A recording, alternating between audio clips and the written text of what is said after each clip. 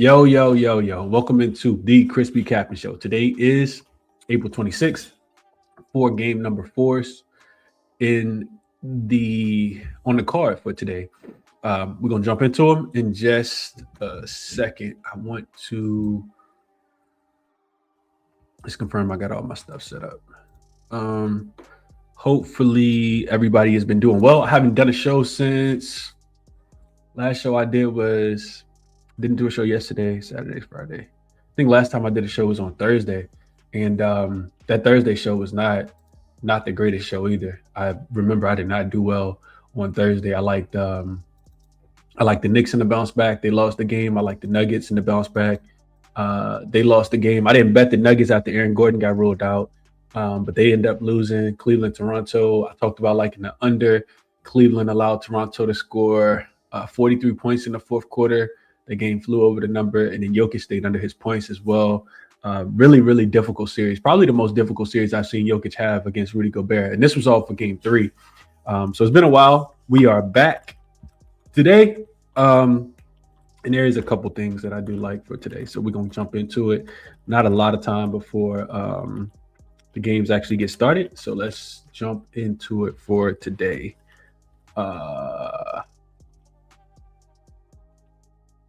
Yeah, let's just get into it for today. So go through the comments real quick and then we'll get into the action. What up, Prolific says, what's up, Chris? Finally catching a live show. Appreciate you for tapping in. Oda1 says, what's up, Chris? Hope you're having a good weekend. Outside of my allergies kicking my butt, man, it's been a pretty good weekend. I've been super busy. But yeah, I'm hoping you're having a good weekend as well, my brother. Appreciate that. What up, 77 Figures? Good afternoon. Knicks and Wolves got me to the window. Pistons laid an egg 2 in 1 day. I need a sweep today. Absolutely. Me as well. And that was interesting to see the Pistons lose that game yesterday. I like the under 77. I bet the under pregame, and then I took it again live. Under pregame was I think it was 215.5. And then I ended up catching it live at halftime at 221.5. Ended up splitting yesterday. Didn't really trust the Pistons. Some just told me don't trust the Pistons, and they absolutely did not get the job done yesterday. So yeah, but 2-1. Take it, move on to the next day. What's up for real? Says, good morning, Chris. Let's make some coins. Let's do it. Carlos, I will be doing the WNBA. I looked at the game yesterday. I'm not betting the pregame, the preseason, but I did look, and I didn't realize that training camp was over and preseason was starting already. But I did see the Fever beat up on the Liberty yesterday. Sparks beat somebody, the Sky. I saw all the games. I did go back and look at a few of them, just the box scores. I didn't actually get a chance to watch it. And then I think it's only one game today, which is Nigeria versus the Aces. And Aces probably blow the doors off Nigeria. I'm not sure what the point spread will be. I'm not looking into betting the games, but I do got to do some handicapping before the season actually starts. What's up, Algina? Says, let's get paid. Let's jump into it. So first up, we have Jackson, your AI Sports Betting tool. Today, I think I did this the other day, but I asked Jackson specifically for 2 player props. What is the actual prompt? Link is in the description if you guys are interested in checking it out. Let's see. The prompt for today is, I want to go player props, because if you've been betting NBA size and totals in the playoffs, then you know that the longer the season goes on, the more difficult it becomes. So I wanted to see if there were some edges in the prop market based on what Jackson likes. And Jackson likes, so the prompt is this. It's the, let's see if I can get to it.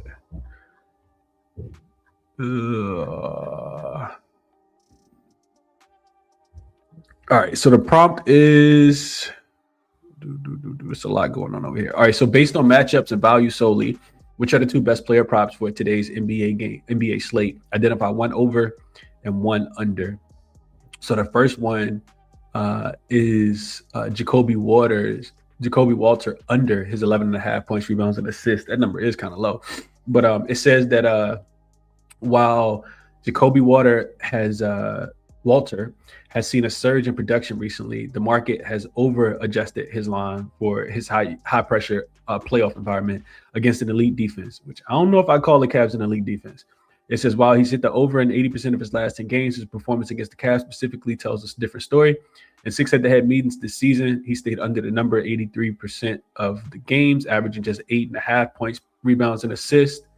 The reason I don't necessarily like that is because I'm pretty sure Quickly probably played in all those games. So, but that's what it says. It goes on to say season stats as trends. So on the season, Waters under this number 52% of his games. However, his efficiency takes a significant hit against top-tier defensive units. He ranks 14 in this 14th percentile for usage rate at 12.8 and 10th percentile for assisted rate, 89%. Suggests that he provides very little floor in this counting category when his teammates aren't creating easy looks for him. So that's the first one. Jacoby Water under points, rebounds, and assists at 11.5. The next one is the over, and it is on Amin Thompson over his 22.5 points and assists. So against my Lakers, it says Amin Thompson is currently playing an elite level, making the 22.5 line one of the most mispriced props on the board. Over his last 10 games, Thompson has cleared this threshold 100% of his outings, averaging 27.9 points and assists. His role as the primary engine for the Rockets' offense has solidified. He's currently in the 86th percentile for his position in assists per game at 5.3. So the matchup against the Los Angeles Lakers is statistically ideal for Thompson. The Lakers defense ranks 17th in the NBA against his position for a specific combo prop. Most importantly, Thompson has a perfect 100% hit rate against the Lakers in 6 matchups this season, averaging 27.33 points and assists. But the Lakers missing their primary defender in Luka Doncic. Thompson will have ample opportunities to exploit a defense that ranks 23rd in effective field goal percentage allowed at 55.6%. So, elite perimeter defender. Elite primary perimeter defender in Luka Doncic. That's interesting to me. But, yeah, those are the 2 looks for Jackson for today. There's an honorable mention. Austin Reeves over his points and his points plus rebounds at 17.5, but we'll see if he actually plays. And Jason Tatum over his 22.5 points is another honorable mention as well. I'm not going to read into those ones, but just so you guys know, let's get into the first game. We got the Cleveland Cavaliers on the road looking for a nice little bounce back after getting absolutely dismantled by the Toronto Raptors in game number 3. They had a 2-0 series lead, had covered both games. They covered the first half. I don't think they covered the first quarter. They covered the first half against the Rockets, though, in that last game. And they covered, it was a pretty much a neck and neck type game before the fourth quarter started. And when the fourth quarter started, the Cavs just kind of laid down. They just kind of laid down. They gave up 43 points. I think they only scored 23 in that game. So now you get them, a nice little bounce back spot. I was reading the quotes yesterday. Donovan Mitchell said, they be locked in and ready for this one. I kind of think that they will be. I think they'll take this game a little bit more serious. Now, the reason why I don't necessarily want to lay the points with the Cavs is because they've been such a horrible road team, ATS, this season. With James Harden in, without James Harden, it don't really matter. Matter of fact, I'm going to pull this up. So I'm not going to show it to you guys, but I'll just read it off. I was looking at this yesterday. See if I can go find it real quick. I should have probably wrote it down. Let's see. Okay, oh man, it won't let me go back that far. Regardless of all that, I was looking at the Cavs this season when they were road favorites, and we know that has not been profitable in general.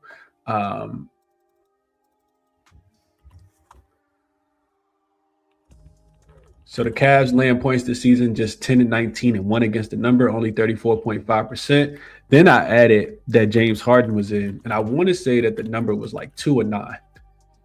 So they have not been good with James Harden in. Let me just find it real quick. All right, so road favorite with Harden in 2-9-1 against the spread, but 9-3 straight up. So they've won these games 75% of the time. They've only covered in 18% of those games. They're winning right about 4 points. They failed to cover 3 straight, 5 of their last 6. Not necessarily the greatest spot. However, the other thing that stuck out to me when I was looking into this game was how well Cleveland shot from Toronto shot from the 3-point line. And I'm expecting a lot of regression, from them being able to shoot the three. That was the reason the game went over. It finished 230. This total, it feels like, has dropped a little bit. So a couple things I like in the Cleveland side here is that if you go back to the last game, Cleveland shot just 31% from the 3-point line. Toronto shot 61% from three. That's the regression that I think is going to absolutely, the books don't expect them to shoot that well from the 3-point line. I don't either. Only 57% from the free throw line on 21 free throw attempts, but 61% from the 3-point line. I think we see a lot of regression there. I agree with the total coming down. I think it is a little bit more of an under game, but I do think that the total is about right. Even with them scoring 61 points, 61% from the 3-point line, they still didn't do what they typically do, and that's get out and run. Cleveland defense was not necessarily that bad, in transition. This Toronto team leads the NBA in fast break points. They only had 9, but they also were a plus 20 in points in the paint. So I'm expecting a little bit of regression there. I think Cleveland can win the game. I'm not sure if they cover the spread. I think they are a good money line parlay piece, though. I think Cleveland is a really good money line parlay piece for today. And I do lean under on the total. Let's see if you guys have thoughts here. We'll keep going to the next. What up, Doms? Appreciate you for tapping in. Fiji says top of the afternoon. Shout out to you, my boy Chris. Cavs money line. I kind of like the Cavs money line as well. They actually got to be on timeout. I agree with Stephen here. 778 says on Raptors here. What's the 4? Cavs food on the road. Are they just not nasty enough for me? I think we see a little bit of that nastiness though here. 778 figures. Another thing I looked at was just how well they rebounded the basketball. They still were a +7 in rebounds, a +5 on the offensive glass as well. I'm expecting a little bit of regression. Like we saw, a couple players play a little bit above their head, and sometimes as the road team that's up 2-0, you kind of need that gut punch to kind of focus back in. Who was it? It was Kyler Murray Bulls who played 28 minutes and had 22 points off the bench, and then Jameson Battle came in and hit 4 big threes. I think it was the fourth quarter where he really went off. He was a +20, had 14 points off the bench. And then RJ Barrett and Scotty Barnes both had 33. Brandon Ingram still kind of struggling. I think RJ and Scotty slow down a little bit today. I like the Cavs, at least on the money line here. I'm not sure if I'll lay points with them. Appreciate you for tapping in. He knows balls. He said Raptors in the under here. Dom says Cavs first quarter and full game. -3.5 for me, -1 in the first quarter. Dom says, I don't see Toronto shooting 61% from 3 and 57% overall again. I agree with that. And George says under for sure, G. I think it's an under game. Real quick, just before we move on to the next one, I didn't really look too deeply into player props in this one either. Real quick, I just want to see where the total opened at real quick. I hate getting to the worst of these lines. One total. So looks like 220.5 right now is still available on BetMGM, and that's where it opened. It opened 220.5 everywhere. It's just at 220.5 on BetMGM only right now. Everywhere else has dropped this down to 219.5. So 220.5 on BetMGM if you got access to it. Looks like BetRivers got it as well, and then Bet365 got a 220 as well. Under and Cavs money line, what I like. What up, Trail? Appreciate you for tapping in. Says take the Cavs -3.5. Harden points can look into. Can you look into that for me? Harden points. Let's just take a quick gander. Let's see. James Harden 20.5.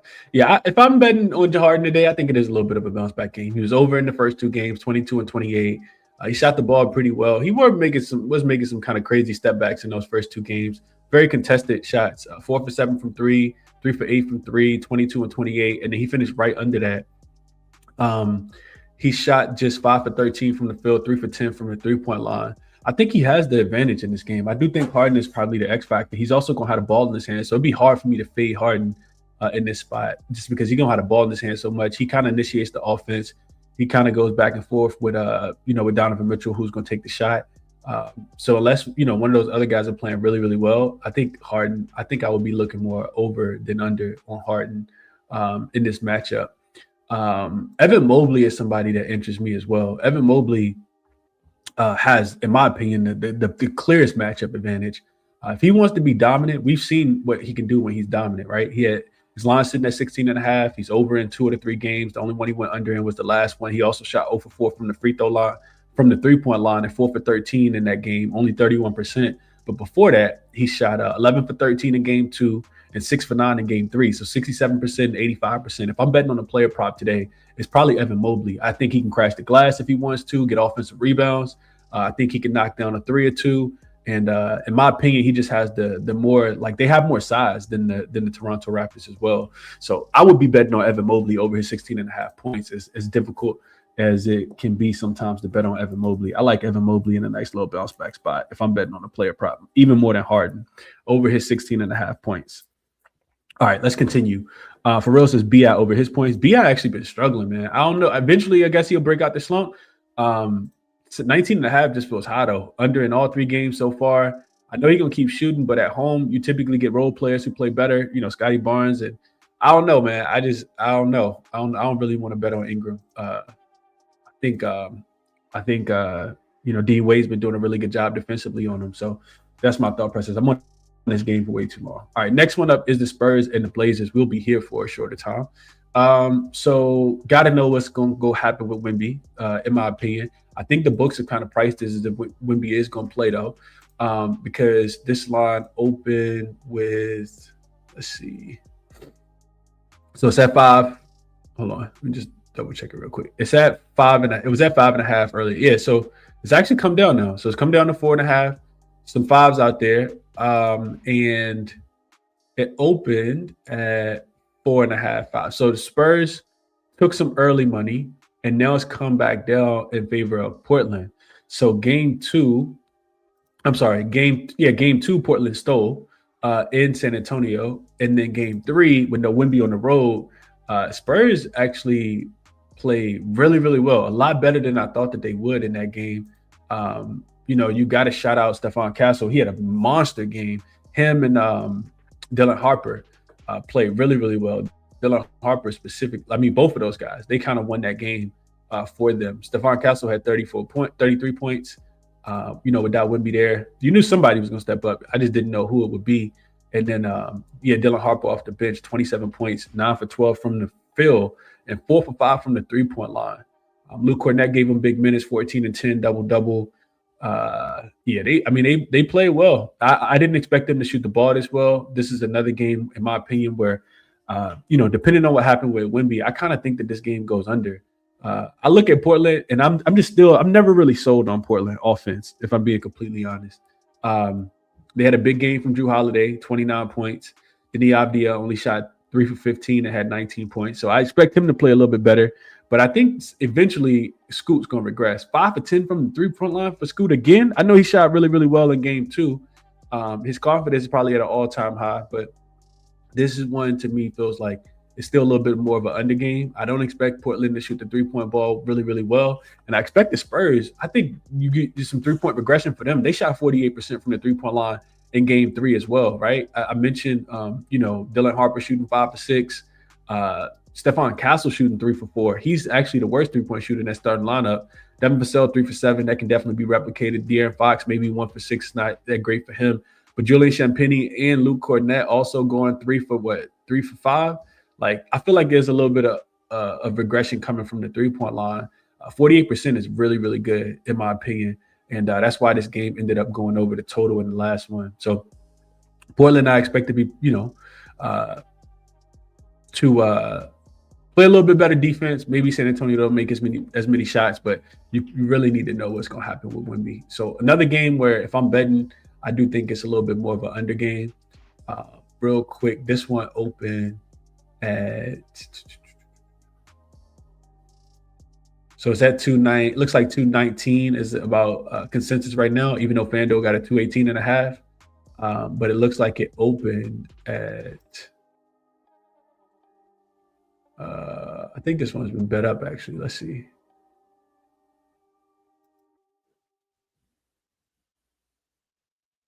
So it's come down a little bit. The 219.5s are gone. 219. BetMGM again. Only BetMGM got a 219.5 out of the major books, but 218.5 on most books. got to see what's going to happen with Wemby. I guess you expect a little bit of offensive regression from Denny, after shooting 3 for 15 in that last game. Maybe San Antonio isn't as locked in because, they were going to be super locked in after having one stole from them in game 2. Not really sure what to do with the spread, especially without Wemby potentially being there. So I think San Antonio is, the better team by far. And I think they can win the game with the defense. But let's see what happens with Wemby. Let's see. UC Charm says, which game on the board for basketball you think will be close? I think, depending on the injury report, this game could potentially be close. The Cleveland-Toronto game could definitely be close. I expect that game to be close. Just not really wanting to lay too many points with Cleveland on the road. The Lakers and Houston game, I think, will be close as well. But you also need to see what's going to happen with Kevin Durant. He's listed as questionable. And then Austin Reeves listed as questionable. It kind of feel like we're betting in the regular season with all these injuries. There's some key injuries to, some rotational / superstar type pieces today. Even though it's game 4. Jay Stone says the points prop I got for B, I was 21.5, way too high for him since he's been struggling. Oh, so you took the under. Nice. Okay. I like that. Under 21.5 is nice. Okay. Joseph knew it wouldn't be Fox. 77 Biggie says he's on Blazers plus the 5.5. Young Spurs happy to get a split. Okay. Double says he did take that under 219.5. So 220.5 on. Oh, nah, 219.5 is on BetMGM. Everybody else got 218.5. So I would agree with you, but I'm gonna see what happened with Wemby before I play. Do me a favor, y'all run the likes up if you can. Subscribe to the channel, especially if you find this information, helpful on a Sunday, a couple minutes before the games get started. It's highly appreciated, as always. Appreciate everybody for tuning in, as always. Let's keep going. So next game up we have is the Celtics and the 76ers. So 7.5 is a number. I think it's still around 7.5 total. Continues to come down in these games between the Boston Celtics and the Philadelphia 76ers. Excuse me.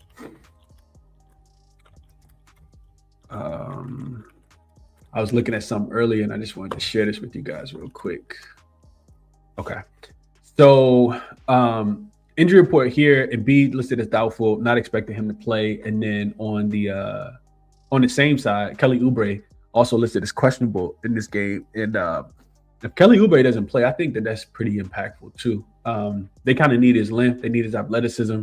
In game 3, we saw Boston bounce back. I was on Boston in that game, first half and full game. First half was a little scary, but they ended up getting the job done. And then full game was also really scary because they ended up winning the game by 8. Derek White hit those 2 clutch free throws to put them up at 8. I had a 7 on Caesars in that game. So those 2 were winners, but they were scary winners. You kind of want, whenever you win by a point, it kind of feels like your bet win by a point kind of feel like it was luck because you need a bigger edge than a point sometimes, in my personal opinion. So what we've seen in this series, like head-to-head wise, is that the Celtics have really, really been able to lock down this 76ers offense. They played 7 times, including the regular season, and only the first one went over. The Celtics had the game stolen away from them. This was way back in the first week of the season, back on October 22nd. 117 to 116. They were laying 5.5 points. The Celtics were at home, and Philly came in there and got the job done. Since then, that was the only over. That game finished 233. Since then, these totals have been too high. All 3. So the totals are set 6-1 to the under. All 3 playoff games have stayed under the number. The last one stayed under by 7.5 points on a 215.5. The one before that stayed under by 10.5 points. That was because the Celtics couldn't make a 3 in game 2, and then game 1 also stayed under the 217.5. I'm sorry, 217. It finished 215 with the Celtics blowing out the Philadelphia 76ers. So my point in saying all that is that the Sixers offense has really struggled in every single game. The game that the Sixers won, they scored 111, but the other 2, 91 and 100 points in those games.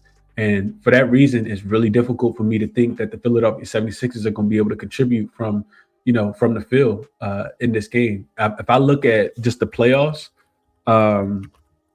the Philadelphia 76ers, even with game 1, even with game 2, where they were able to still win, They're shooting just 43% from the field. They're shooting just 36% from the 3-point line. They're getting out rebounded by about 6 per game, 7 assists per game. That they are a negative as far as just being able to facilitate the basketball. So I know the Celtics like to play with their food, especially after wins. I don't really want to lay this big of a number with them, but I do think that they are a better team, and I think they can get the job done today. So if I'm betting the spread, it is Celtics minus 7.5. It's a little bit scary, but I just look at this Philly team, and they're the inferior team in my opinion. Even with Maxey, I think he hit 5 threes in the last game, 31 points. I'm just not expecting a lot from their offense. 44% in the last game. They hit 12 of their 35 threes, only 34%. And in my opinion, Boston has some regression. Yes, Boston shot, 43% from the 3-point line and knocked down 20 of their 47. But Boston, there's the better rebounding team in the series. They were +2 on the offensive glass, +8 overall. They are the better team as far as being able to take care of the basketball, and they didn't do so in the last game. They had 17 turnovers compared to just 11 for Philly. They gave up 21 points off those turnovers and still ended up winning and covering this game by 8 points. So I do think they were also, as far as points paints, they were at minus 16 in points in the paint. I do think that, when Boston really turns it up, and they haven't had game one, they turned it up. But when they really turn it up, like Boston is head and shoulders better than this Philly team without, Embiid and with a Kelly Oubre that potentially is going to be limited in this game. I'm not the biggest fan of Bona. Andre Drummond is absolutely food on the defensive end as well. So if I'm playing this game, I like Boston. I think when I was looking this morning, you can get Boston first quarter. Boston's been a really good first quarter. Even the game that they lost in game 2, they did really, really well in the first quarter. Matter of fact, I got the numbers right here. So Boston in this series are +8 in the first quarter. They won the first quarter by 15. By 17 in game 1, by 3 in game 2. This was the game that they lost, and then they went into Philly and was a +5 in the first quarter in game 3. So I like Boston again early. For whatever reason, that's just where they play their best basketball. Earlier, you could get Boston first quarter -1.5 on Hard Rock. Let me see if they still got it. You can get it on DraftKings -120 right now. First quarter -1.5, -120. You can get a 2 at BetMGM. I think Boston has a early lead in this game. That's the way I want to play, and I do think that they can win the game, cover the spread. Safe play, maybe just money line in case it's a backdoor cover type game. Not that I like playing a lot of money lines, but and I definitely don't like parlaying. But I think it's a pretty good spot for Boston. That you can't come back to Boston against this Philly team, with the series being 2-2. So Boston got to get the job done here, and I think that they will. Again, I think that the key thesis in all this is that they won't turn the ball over 17 times. Boston's actually been, when I was looking at it earlier, I think they were like number 1 or 2 as far as like being able to take care of the basketball. I'm not expecting Philly to be able to turn them over. Yeah, so they actually had the second fewest turnovers in the NBA this season. 12.6 is what their turnover percentage was, second best in the NBA. So I'm expecting them to take care of the basketball better. Derek White has not been shooting the ball well in this whole entire series and before.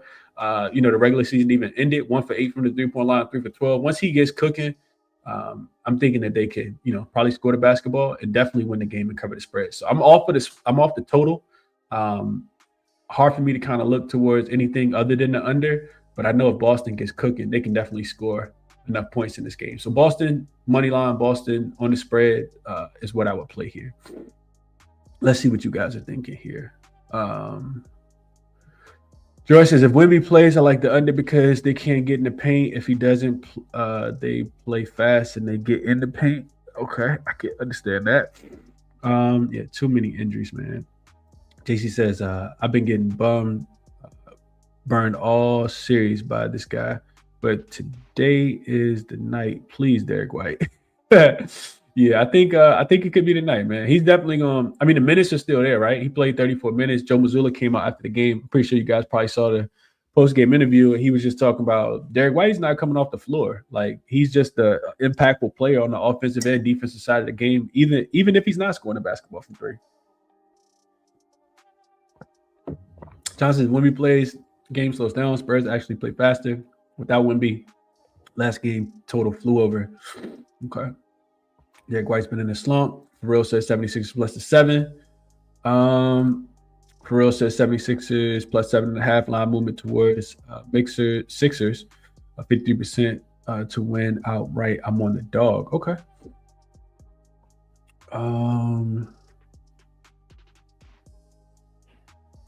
Gina, I was actually looking at this. So she likes Paul George under his 27.5 points rebounds assists. I was actually looking at Paul George. I didn't mention this, but I was looking at Paul George rebounds and assists under. Matter of fact, let's go over real quick. I'll show you guys what I was looking at. The number was 8.5 when I was looking at it earlier this morning. And it was a little bit of an outlier game because he had no rebounds in the last game. I think his alarm was at 4.5, or it might have been still at 5.5. They hadn't adjusted down, but he has not gone over his rebound prop one single time.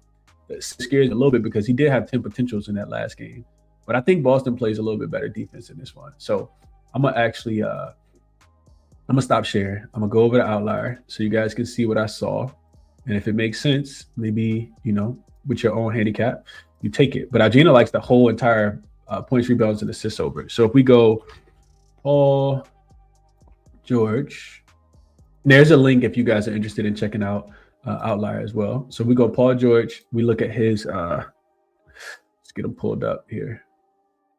We look at Paul George. Let's see. Rebounds and assists, what I was looking at. It was 8.5 and it was plus money. So you can see all 3 games so far in this series, he stayed under 5, 7, and 5.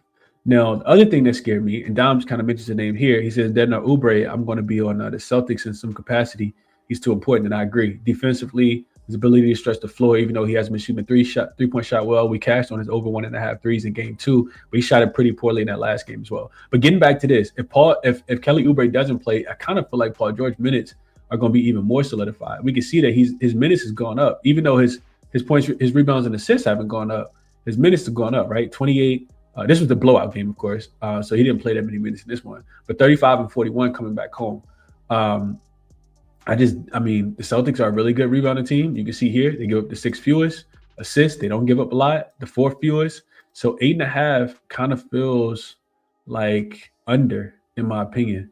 I think he's only played against them 3 times this season. Yeah, these other games, I think, these are from last year. He might have been suspended for the games earlier or hurt. But yeah, just 5 and 7 rebounds and assists. If we look at the rebound chances, we only got 12 here, but they've been there. Boston just, a really good rebounding team. The potential assists, this is what scared me, right? He had 10 potentials in this game and finished with 5 assists. So I guess they're, trying to use him a little bit more. I didn't notice it, but I guess they're trying to use him a little bit more as a facilitator, with not having, trying to take, I guess, a little bit of the burden off of Tyrese Maxey, so he doesn't have to do as much, is the way I guess that's the way I see it. All right. So, yeah, I'm glad you mentioned that, Ajini, because I was looking at Paul George under as well.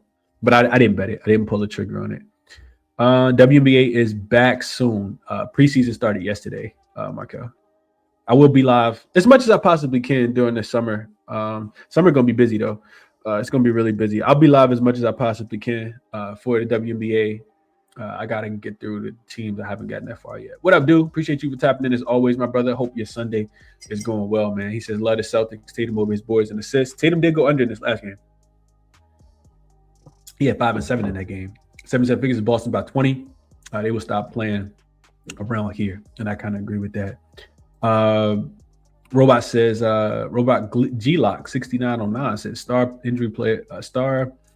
player injuries happen every game. Now, Jason Tatum turned to the series season-ending injury today. Dang, that's tough. You want Tatum to get hurt? Dang, it's tough. What up, Locke? Appreciate you for tapping in. I don't have a look on it, John, but I know he's been cashing it, so don't let me talk you off. Yeah, we gonna That ain't the energy we use around here. I'm gonna put old boy in timeout, man. Come back. Hopefully you get some Jesus in your life, man. We ain't out here looking for injuries to players. He can't talk anymore today. Put him on quiet mode. Zip his lip up with a zipper. Let's see. Celtics -8.5, but 76ers without Embiid. Got my respect. I've done pretty well, G421. I look at the last game again, right? And this is a lot of the handicapping. Like you look at the last game, you see potential regression. I do think the Celtics probably going to shoot a little bit like that. I can see them shooting a little bit better than 44%. I can see them replicating, winning the rebounds. I don't think they're going to turn the ball over as much as they did. They had 17 turnovers. Jaylen Brown had 6. Vucevic had 4. Jason Tatum only had 1, but Kata had 3. Derek White had 2. The Celtics are not a team that give up a lot of points off turnovers and because they that was so bad. I see regression coming in that way. Now on the Philly side of things, they shot 44% from the field, 34% from the 3-point line. Still only got to 100 points.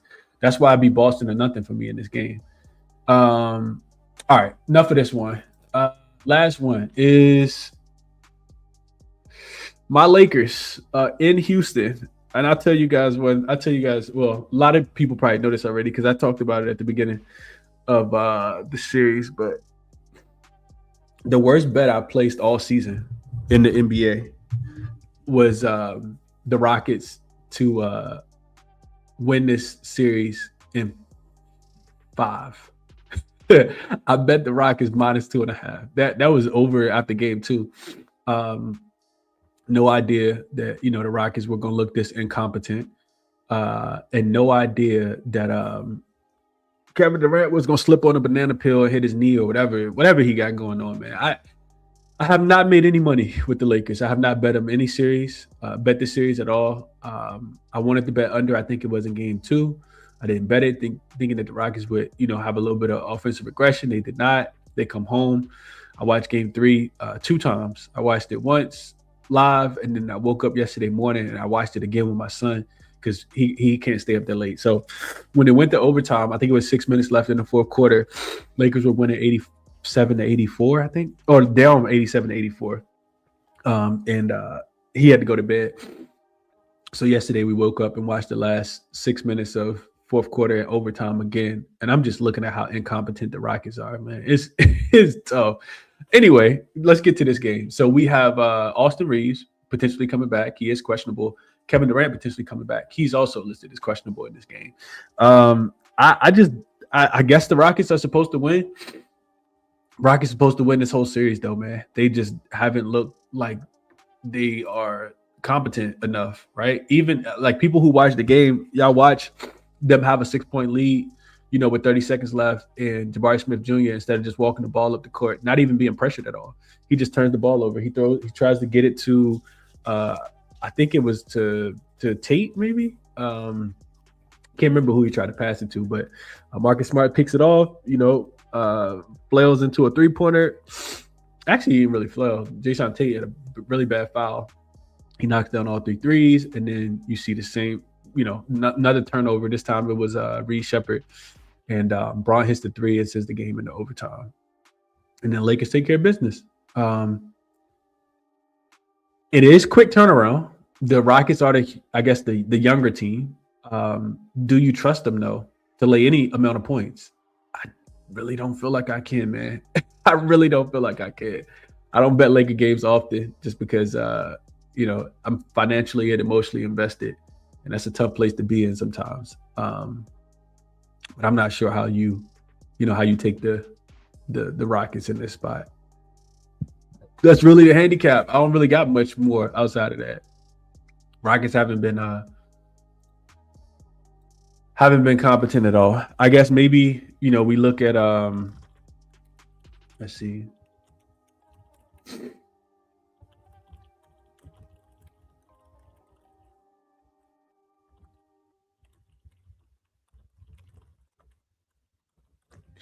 So if we look at home favorites down 3-0, down 0-3 in game 4s, looks like they're 7-7 straight up, 5-8-1 against the number, 6-6-2 to the over/under. So this is not really giving you anything. I can't lay with the Rockets, man. I just can't. I guess it still be Lakers or nothing for me. I love the way Marcus Smart is playing. I like the way Luke Kennard is playing. And there's something about being able to go on the road and, just play with that energy and effort that you need. Lakers kind of dominated this game from game 3 from the beginning. And then you see the Rockets come all the way back. Sengun had a really good game. They take the lead in the third. I think it was the third quarter or fourth quarter.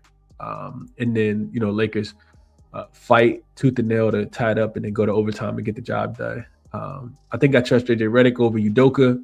I trust the Lakers playmaking. I trust their will, I guess, and definitely their offense more than the Rockets offense.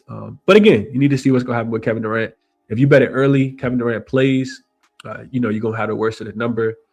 LeBron just looks really, really good, though. Jackson Hayes, the Lakers just look like the more cohesive unit right now. Rockets just kind of look like a team that just started playing together last week. I'm not going to keep talking about this game. Let's see what you guys are thinking, and we'll get out of here. A lot of comments here. John says, I like the Lakers for this game, but what's keeping me away is they might just pack it in, wanting to win the series back at home. John, I frequently think like this. I think like this every postseason. However, the thing I'll say is, and I'm not sure if the players see this or not. One, you got a home team that, understands they probably should have won the game. So when it comes to motivation, the Rockets will definitely be more motivated in this spot. In my personal opinion, I think that they'll be a lot more motivated. You lose the game, you're down 0-3, your back is officially against the wall. You've been a favorite every single game. You should have probably won all the rest of. You probably should have won all the other games, based on the lines, not on the talent. So that's one part of it. But then, if I'm the Lakers, right? Because you got to look glass half empty and half full. If you're the Lakers, you think about packing this up. You kind of can't, right? We've seen teams that play around with their food. They play the extra game. They play the extra 2 games in a series, and then an injury happens. Or they just end up, using a bunch of energy that they, probably shouldn't. Series kind of swing like that. You think about, the Knicks losing 2 games back-to-back against Atlanta. You think about, the Denver Nuggets having a 14-point lead in game number 2 and then losing that game outright. Then all of a sudden, Aaron Gordon can't play in game 3, and look what happened. So I say all that to say, you lose game 3 as well. I say all that to say that I kind of feel like JJ Redick is going to at least have his team locked in to the point where they may pack it in. Maybe the Rockets' first quarter is the best bet in this game because the first quarter will tell you all you need to know. But I don't think the Lakers, especially with an old veteran player like LeBron, I know Bron want to get this series over with. He can get the ample amount of time that he needs before the next round start. The Lakers win this series. They don't get it. It don't get any easier. They got the Oklahoma City Thunder up next, but at least they can start resting their bodies and they don't have a game coming up. So I don't necessarily know that they're gonna go in here and pack it up. I can't. I know I can't put my money on the Rockets though. That's what I can't do. All right, I'm talking too much. Let's see. Brian says I parlayed the Cleveland money line with the Lakers under 208. Okay. JC says getting walked down by Marcus Smart in 2026 should get your franchise sold to Vegas. Marcus Smart, man. Who knew he could turn back the hand of time like that? Who knew, man? Marcus Smart's been hooping. Marcus Smart, I got to look into his points, rebounds, and assists. He's just a winner. Gritty player. PRA for Marcus Smart. I got to look into it. Got to. The JJ trust him. That's really what it comes down to, especially without Luka. If Austin Reeves play, I probably won't like it as much, but then it'll go down, so maybe I do like it a little bit more. John says Houston is deeply in need of a point guard. For Van Fleet's out is really showing how distorted they are, and that's a fact. Mark Quell says Rockets wasn't supposed to win the series, man. The odds just had it like that. I think when Kevin Durant was in, they definitely were supposed to win it. Dom says he'll go Lakers money line plus 150. Bron's 12-2 in game 4s when he has an opportunity to sweep. I also think if the Rockets get swept, Sengun just might get traded this summer. Yeah, I don't want to, kick a man while he's down, but not a big single fan. I've been telling y'all that for a while. Price is like the under 207.5 here. Lakers first half and full game. Okay. Go. God got it says Lakers. What we going with? Be Lakers. 7 figures is Rockets plus 4.5 NBA game. More games between KD and Bron. Okay, so he thinks that they get the cover. Markel says I ain't trying to hear that the younger team Rockets since Rockets can't score, bruh, even with KD. That's a fact. They had a really bad game. They did have a bad game in game 2. KD and Reeves back over 226 for G21. Sweeping. Lakers money line sprinkle. I don't care if the Rockets were supposed to win. That fourth quarter collapse was disgusting. That's a fact. What up, Fred, my guy? He says, I agree with you on the under in Toronto, Cleveland. I got a tip saying lean LA plus the 4.5. Also, Derek White over his points at 14.5 at plus money. I like it, Fred. I like it a lot. With Cleveland, I'm going to try to get a live number. I took Cleveland live last game and proceeded to watch them get blown out. Yeah, that's a fact. They did. Katie Hurt, wish him well. I agree with that. Lakers got the momentum. I agree with that. Markel says Marcus Smart has been doing this, though, in playoffs. He just ain't have his usage in Boston. That's a fact. That's an absolute fact. What's up, Chris? He says when they're favorites that have been losing as favorites 3-0 straight up and against the spread. I think I saw somebody post that as well, Chris. Appreciate you. God got us. This has to go under, right? I think it does go under. The last one would have went under too, but without overtime. So maybe you look towards the under. What's up, DJ? He says, I really want to take the Lakers here, but it's hard to expect the books to get this line wrong 4 games in a row. And that's an absolute fact. Carlos says, Chris, take some Allegra at nighttime before bed. It'll help with your allergies during the day. Yeah, no, I take Zyrtec. I took one today. My allergies don't always be bad, though. They just kind of come and go. Today is like severe. Yeah, I made a medicine ball. Been sipping on that. Took some Allegra. Haven't eaten anything yet today. I've been kind of fasting, intermittent fasting. I do it all the time, but like intentionally haven't eaten anything today yet. It don't matter if KD in or not. Markel says, come on, guys, hit the like button. Appreciate you, Brian. The Lakers solo under, good look. Potentially double. I got to look into it a little bit more. George says Rockets need to play defense. They probably both won't break the 100 points. That's a fact. That is a fact if you like it that way. God got us says he'll go Lakers on the money line. You like single rebounds. If you think they're going to play some defense, he is the best rebounder on the floor by far. Him and Thompson. Jabari Smith Jr. is a pretty good rebounder as well, though. Sweet. Okay. All right, cool. A lot of comments coming in here. I can't catch all of them. Untamed says he likes Lakers first half plus the 2.5. Okay. Ron says I like the Derek White to have a breakout game tonight too, as well as his threes. I agree with all that. You definitely getting the buy low spot. Guy says Lakers money line. Smart to choose Lakers. Okay. All right. So if we get into a quick recap, what I like, and this game is about to start, but I do like Cleveland Boston on the money line. Actually make this green because I did bet it earlier. You can get it like a plus 109. I typically, when I bet money line parlays, I bet them on Bet 365 because then you get the early payout if the team goes up by 20. If Cleveland comes out, I don't know if they'll ever go up by 20 against Toronto today, but I think Boston can go up by 20 easily. So I do like this. I think it was plus 106 when I got it a little bit early today. Cleveland, Boston. As far as the other games, like, again, it's really, really difficult to give you guys, like solidified looks when you're looking at the injury reports for these games and them not being clear. But Cleveland, Toronto under.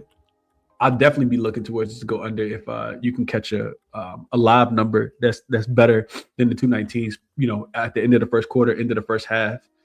San Antonio, Portland, I kind of like under as well, but we'll see what happens with Wemby. I'm not going to bet it yet. Under 219. And then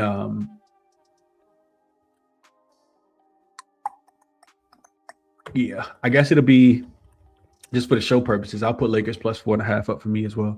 Nah, you know what? I'm actually going to put Houston.